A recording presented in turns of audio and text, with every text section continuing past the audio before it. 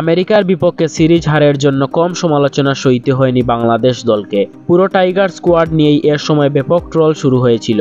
বিশেষ করে সামাজিক যোগাযোগ মাধ্যমে ক্রিকেটারদের হাস্যরসে বিন্দুমাত্র ছাড় দেননি ভক্ত সমর্থকেরা। বিশ্বকাপে নিজেদের প্রথম ম্যাচে শ্রীলঙ্কার বিপক্ষে জয়ের পর বিষয়টি নিয়ে প্রশ্ন করা হয় অধিনায়ক নাজমুল হোসেন শান্তর কাছে। শ্রীলঙ্কাকে 2 উইকেটে হারিয়ে বাংলাদেশের প্রতিনিধি হয়ে সংবাদ সম্মেলনে আসেন অধিনায়ক শান্ত।